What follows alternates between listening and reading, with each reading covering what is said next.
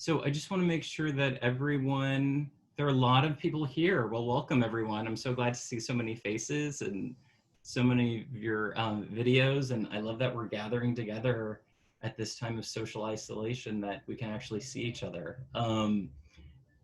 So I'm Stephen Rains, and this is the 15th year that we've done the My Life is Poetry workshop, which is an autobiographical poetry workshop for LGBTQ seniors.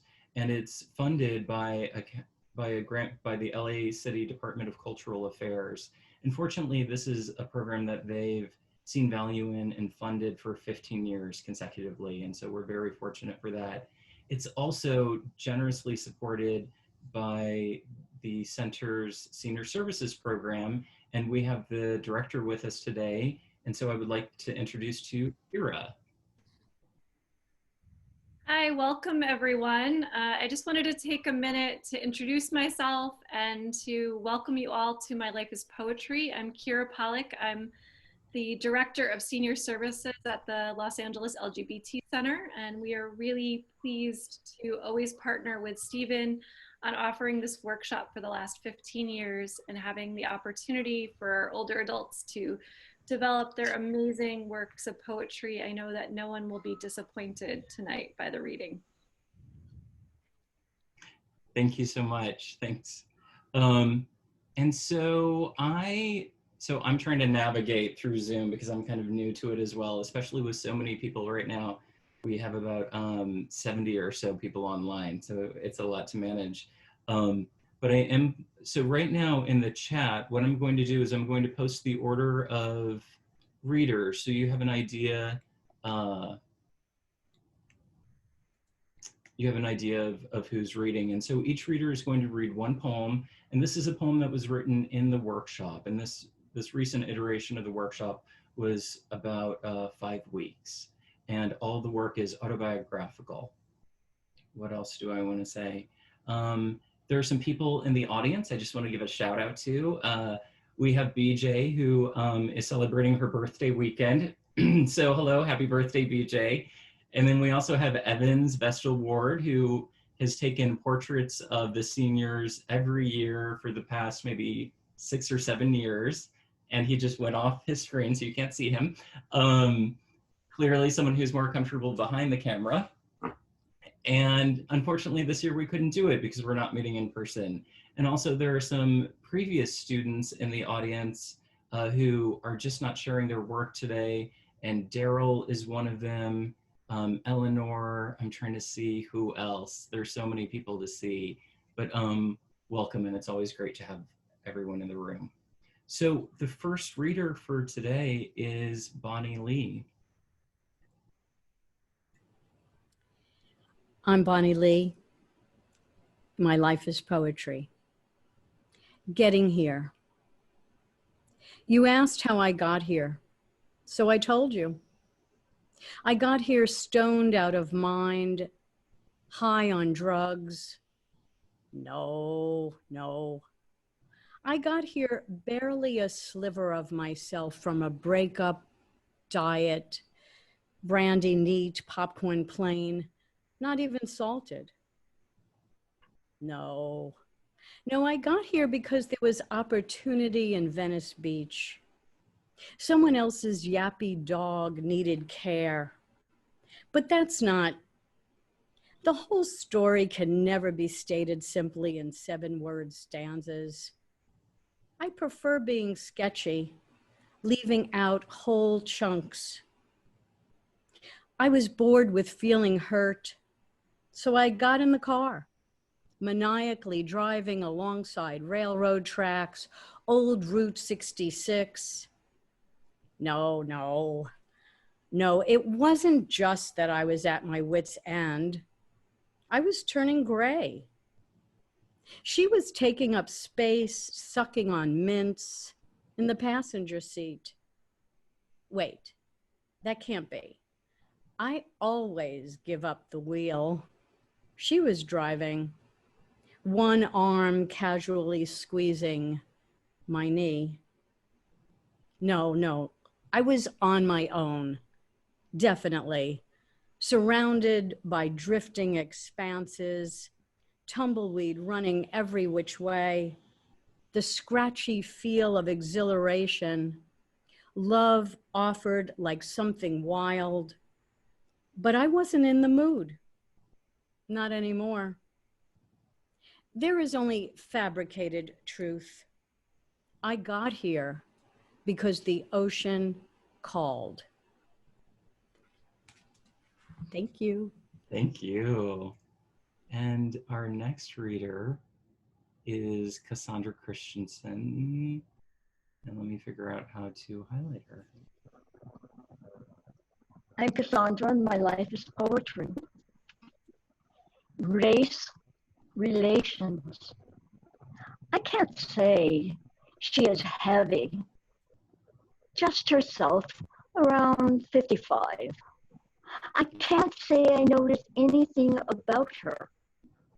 My question stands stout in the air. I want it answered. I am hungry. Can I have a side order of those pouty little scrambled eggs? No, I didn't say that. Well, not exactly. The morning speeds up time with irritation when I hear, no, I cannot have the eggs separated from $5.95. I can say now that I was snippy, rude, a bother to myself. Finished breakfast shopping, got my lone boiled egg in rolling about in a cardboard cup.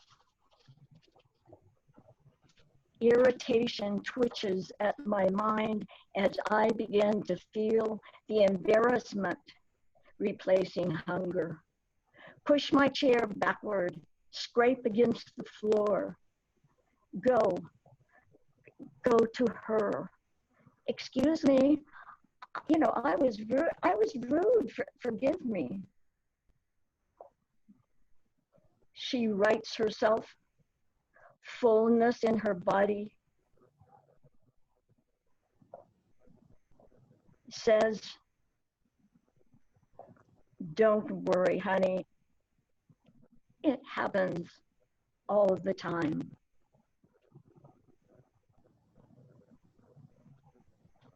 Great. Thank you. And our next reader is Clarence. I'm Clarence R. Williams. My life is poetry. I could not march.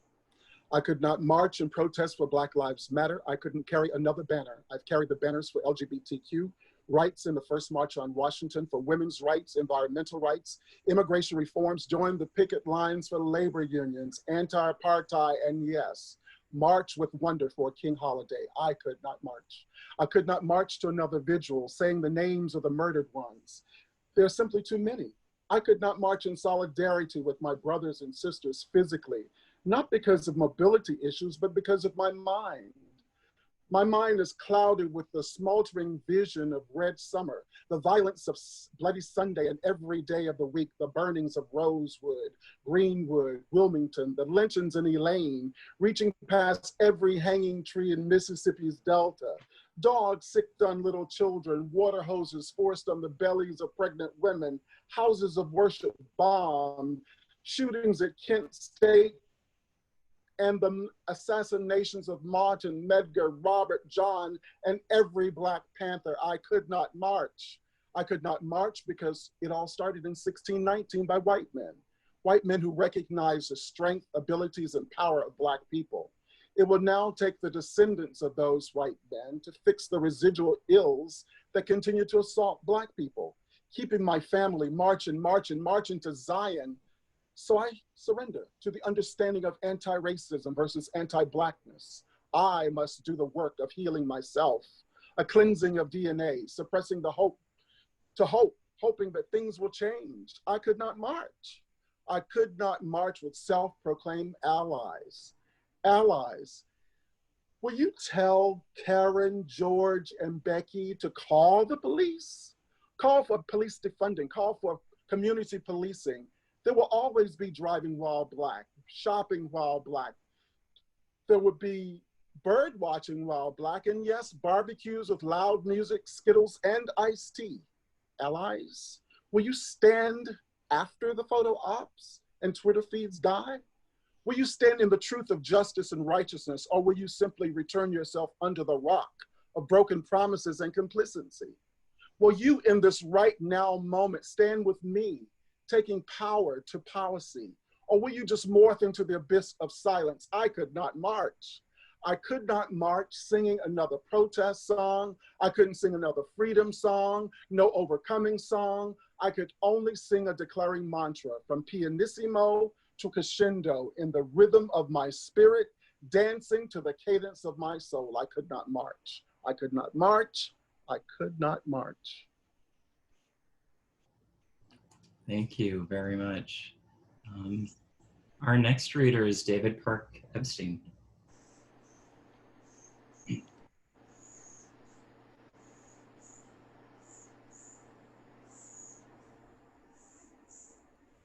Oh, David, I think you're muted on us. Okay. Hi, Hi. my name is David. My life is poetry. No one's there. Dateline, Hollywood, California, August 2020. I'm 71, prime meat for killer virus 19. So I hide from death inside 3 rooms, 2 blocks southwest of Hollywood and Vine. I sit alone in quarantine, 5 months vacuum sealed on a hardwood chair, locked down, half crazed for love and penetration. I sit alone, I imagine human touch, a man, his hand 2 fingers deep inside of me. Why am I talking to you about my ass? You're strangers on Zoom, faces stacked in rows of boxes on my screen, silently judging me, like a jury sent here from the Anti-Sex League. Sigmund Freud would say, you're a projection of my guilt. I plead the 5th. I don't confess the truth. I miss him. In the flesh, he was a doctor, had a private dungeon, secret, on Cahuenga Street. I heard he died last week. I want to write about him, how I miss his touch, but 6 feet social distant, I'm numb. Quarantine feels like an empty room in which I search for you, but no one's there. Thank you. Our next reader is Erin.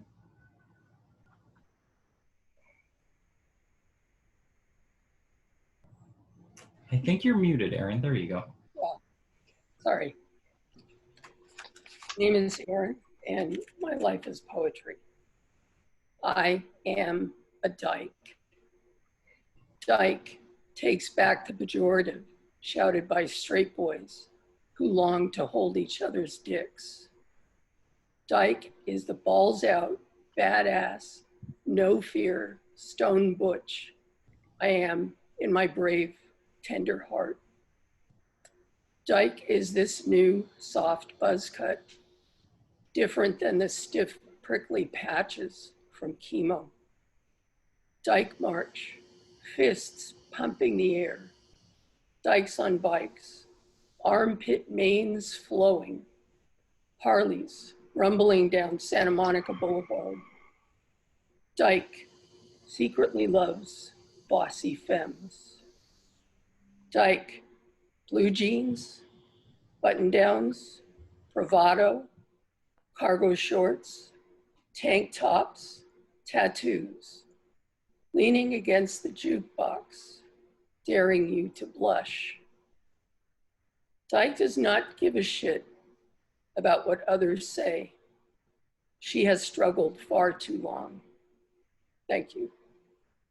Thank you. Thanks.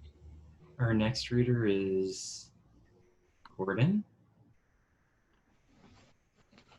My name is Gordon, and my life is poetry. We got here. We were all baby boomers born in 1952. We survived bullying at Fairfax High. We came out at the Gay and Lesbian Center. We were afraid to tell our alcoholic fathers we were gay. We let our father take us to a prostitute to convert us. We danced until we lost our hearing at Studio One. We met men at the Pussycat Theater when it was gay. We put ads in Frontiers and met young, hot boys. But we didn't have anal intercourse.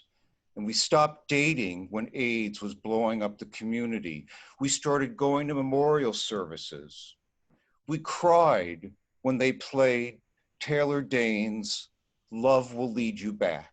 We watched our lovers get an AIDS diagnosis. We attended APLA and Shanti support groups. We watched our lovers and friends die. We worried about turning positive from negative. We were scared about getting full-blown AIDS. We stopped worrying and became numb. We started going to the Gay and Lesbian Temple. We thought we were agnostic atheists. We found religion. We celebrated our birthdays at the California Pizza Kitchen. We watched our friends get Crohn's disease. We watched our friends die from inoperable colon cancer. We had IBS. We were 3, and we became 2. We started forgetting words. We lost people to ALS, dementia, pancreatic cancer. We had panic attacks and had to take antidepressants. We had weddings. We saw Obama become president. We saw parents die. We suffered when Trump was elected. We took Social Security and Medicare. We retired. We were plagued by Corona. We rewrote our story. This is how we got here.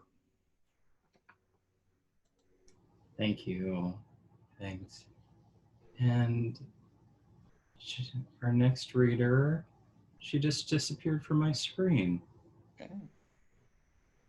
It's Jen, but I don't see her name anymore. Jen, are you here? Yes. Okay. I don't, oh, there you are. Now I see you. Okay. All right, now we can see you on video. So sorry about that. Sorry. Hi, my name is Jen and my life is poetry. What of mine I want my son to have after I'm gone? I want you to have whatever money I have left because you're going to need it. So practical, that's me. Despite your own demons, you shouldn't be homeless. A very real possibility if nothing gets better in your life. Maybe I'm too hard on you. Maybe I was always too hard. Practical, preoccupied. I did run away, true, a couple of times. Okay, 3 times. From him, disillusionment, more than from you, responsibility. I want you to remember I love you, even if I didn't show it then, even if I didn't give up anything for you in my search for my own self. And if I spend all my money and there's none left for you and you do end up homeless, will you at least remember my good intentions? Thank you. Our next reader is Jerry. Oh, you're muted. Actually, let's unmute you.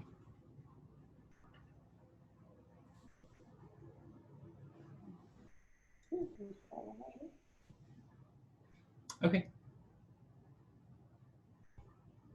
I'm Jerry, and my life is poetry. Cocoon. I'm nestled up in the space above the rear seat of our root beer-colored 57 Chevy, and my palm rests gently on my older brother's head where he sits in the back seat. It's warm and comfortable, and his soft blonde hair ruffles under my fingers. I feel the hum of the tires against the road, clack, clack, clack as we zoom through the dark. The back windshield is cold when I touch it with my bare sunburned legs. Padre Island is just a memory now, a major adventure for a 6 and 7-year-old. Our first hotel room to ourselves, and a crab even got into the hotel pool on the beach, causing panic among relaxed sunbathers and swimmers. From the floorboard of the car comes the citrusy smell of fresh grapefruit, tangy, huge, and bright orangey yellow with a sweet mushy inside. We picked them at the farm in Los Fresnos where Dad grew up, and we ran and played in the fields with giant carrots, swaying grapefruit trees, and beautiful green spiky lettuce, all ready to harvest, the air heavy with the smell of sprinkler misted water on blood-red dirt. I hear you rattle the paper bag of cookies in the seat beside you. We always stop to buy the broken ones at the cookie factory at special prices. You reach up and hand me a cookie with white sprinkles, and we giggle when they fall all over your shoulders on your new red Padre Island t-shirt. Once, in high school, in 11th grade, you punched out my classmate, Ted Springer, because I told you he called me queer. I walked down the stairs just in time to see you slam him against a locker and pummel him. By that point in our lives, we'd begun to go different and irreversible directions. Time rewrote our stories, and you lived mostly in my mind after I left Oklahoma. I talked to you or saw you every few years, and we reminisced about growing up, family, hunting, fishing, crops, cows, horses. Then Mom and Dad both died, and our dynamic changed again. And somewhere along the way, we forgot those quiet moments in the backseat on the highway. It's been 2 months now since you died, and I'd trade every grapefruit, every broken cookie, every glorious moment I've ever had for just 1 minute in that peaceful cocoon of summer, seashells, salty skin, and the warmth of my hand resting on your head. Thank you.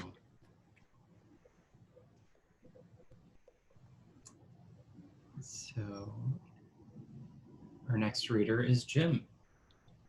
Hi, my name is Jim. My life is poetry. Marching, June 2020.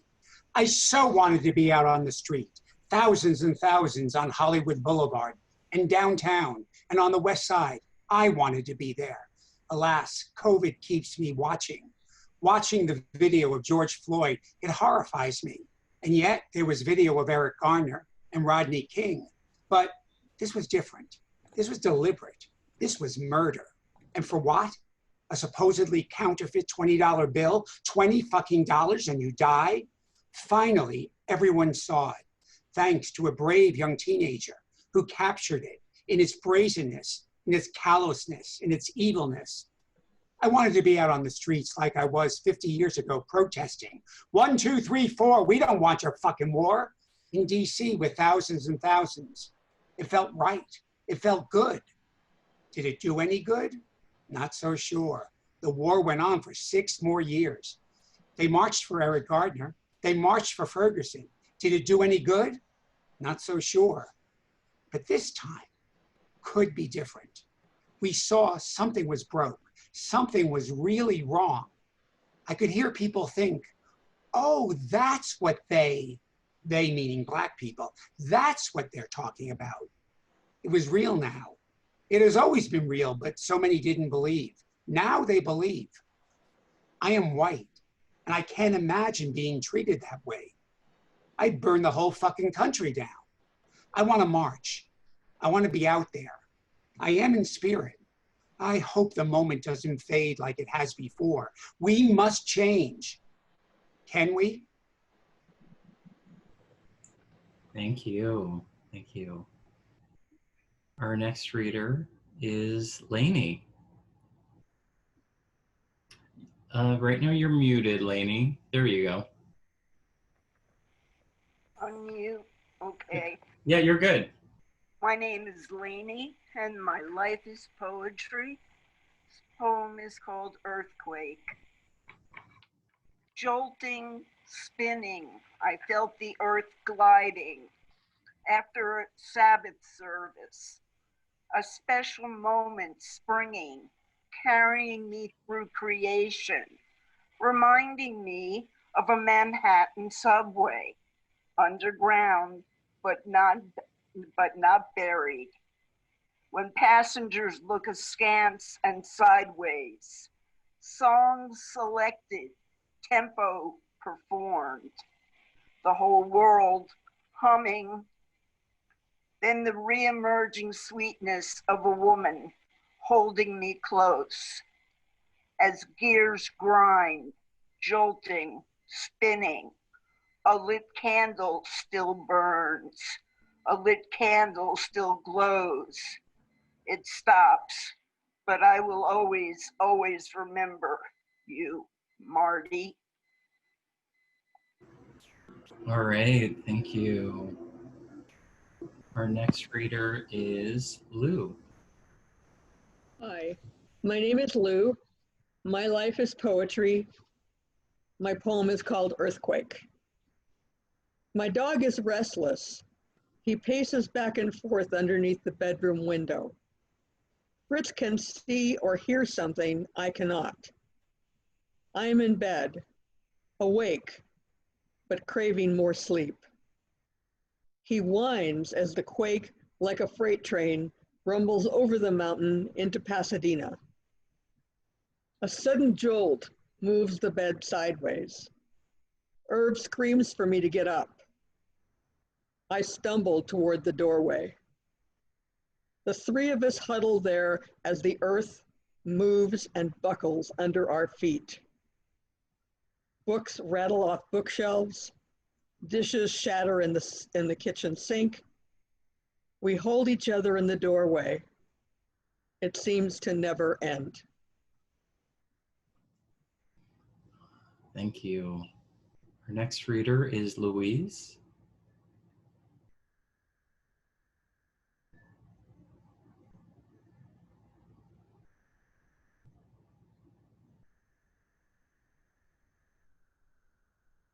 Let me unmute. There you, wait. Hi, my name is Louise Moore, and my life is a young The young ones come into the streets on day one of the murder of George Floyd. The media shows us every broken window and stolen shoe. This makes me, the older white Southern woman, think like a Karen, that they have forgotten the lessons in nonviolence from their grandfathers. Later, I learned that most arrested were not Black.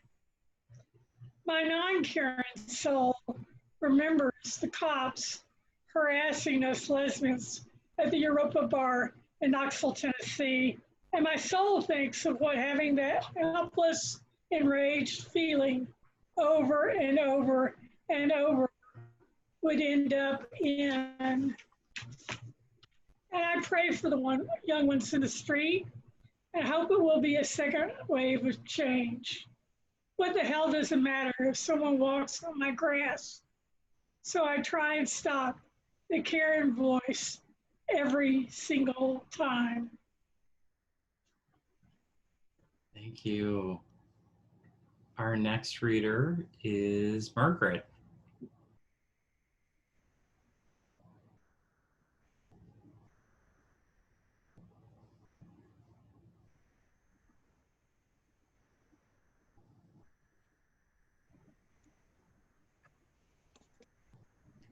My name is Margaret. My life is poetry. My left hand. Arthritis has taken over my fingers. Lumps and bumps of knobby knuckles, more akin to knots on an old tree than the smooth fingers of 30 years ago. The nails of my left hand are not long and manicured. They are the nails of an avid gardener, short and snaggly. Nail polish wouldn't last long on these nails. The wrinkles at my wrist and the bulging veins and scars reveal each and every one of my 82 years. Over the years, my ring finger has worn an engagement ring, a wedding ring twice, and a commitment ring with my birthstone. The birthstone ring had to be cut off, but on my left hand I wanted to wear a ring. I chose a ring of wood and platinum, strong and tough. I'll wear it always on my left hand. My beloved Grace, I am loved and I love. Thank you. Our next reader is Michael. My name is Michael, and my life is poetry. How I got here. By never saying no to chance and change and new adventures, to heartache and lost love, to people crowding me, pushing me closer to the edge, where I needed to breathe and inhale a new space and time. I remember pushing myself off the cliff, down the ravine, across the sea, into the air, over the ocean, and not taking the time to look back on regret. It never amounted to love. And knowing love was right by my side, a passenger on the road of self-discovery, and finally waking up to peace and quiet and inner strength, to be me for the first time in my life, complete and whole and waiting, just waiting, wondering and waiting how I got here, and finally arriving, true to myself and my ideals, my sense of belonging.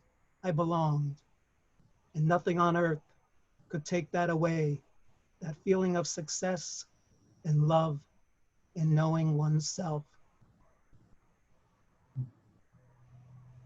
Thank you.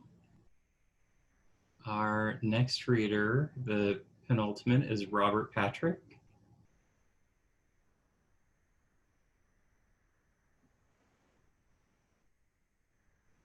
My name is Bob, and my life is poetry.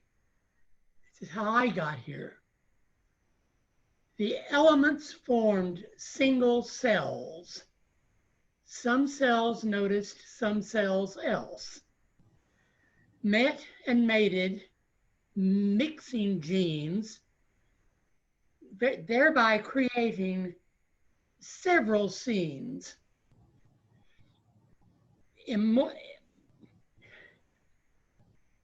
Mammals idly stumbled on imagination, pro and con, views of being, art and war. Well, you know how people are. I grew up, got old, then lies, and everyone's dating other guys. Thank you. And our final reader for today is Rana, who I need to find. All right, Rana. My name is Rana. My life is poetry. For Los Angeles, 1969. Listen, I used to think nothing good of Los Angeles before moving here. Nowhere equal to the Bay Area or Berkeley, where I went to school, anti-war marches, folk music, hippies. LA flashed gaudy, out of step with the times. Overgrown rubber plants, languid pools, Hollywood red hibiscus, overrunning sweaty, scorched street of galleried, nondescript buildings and sparsely grassed lawns. Suburbia strangled by telephone wire. LA people couldn't sense who they were, living inside apartments they had no face. 2020. Look, pandemic separates millions in this city. We wander familiar streets masked, barely glancing into each other's eyes. Faceless homes shadowed behind ficus and palm. Faded red and blue tents camped along Venice Boulevard, the city worn down to uneven cracks. I heard Metro Cafe reopened its doors. Remember his Serbian mother's soup with white beans, the pieces of ham simmered all day in a pot, homey bones you could suck and then leave on the plate, thick pieces of bread dipped in red pepper sauce. For that meal alone, one would return from the dead. Listen, to sit at one of those tables again and muse with a friend is all I would ask from LA in these days. Me, living on the margins of connection, this screenshot in time. Thank you. Thank you.